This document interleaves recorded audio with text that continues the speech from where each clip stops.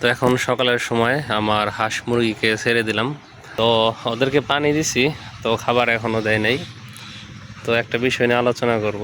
তো আপনি দেখবেন যে একজন মানুষ পরিশ্রম করে কর্মের পিছনে লেগে থাকে, সে আর্থিক সচ্ছলতা পায় নাই এরকম পরিমাণ কিন্তু খুবই কম।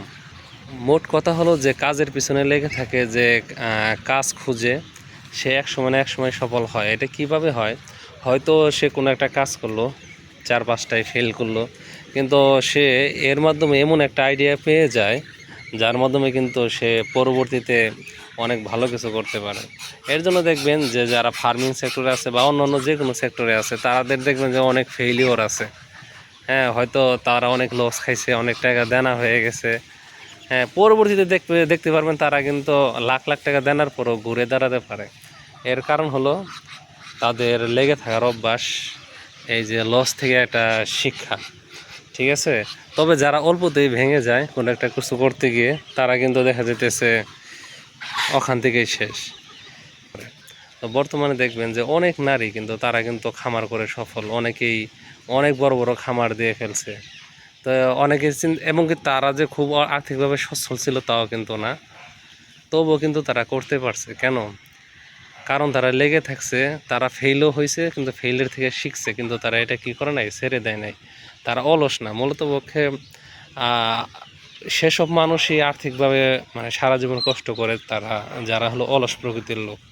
ঠিক আছে? আপনি যদি অলস না হন, আপনি যদি কর্মের পিছনে লেগে থাকেন, তাহলে কিন্তু আর্থিকভাবে লাভবান হতে পারবেন।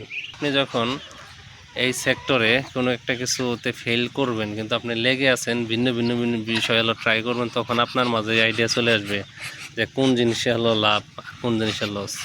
এর জন্য আমি বলি, যারা এই ফার্মিং সেক্টরে আসতে চান, তারা অন্য কাজের পাশাপাশি আপনি এক সেক্টরে আসেন, অনেক কিছু ছোটো ছোটো পরিসরে শুরু করেন, যেটায় মানে লাভ হবে সেটাকে বড় করবেন। যদি কোনো দেখেন যে কোনোটা লস হয়েছে, সেটাকে বন্ধ করবেন।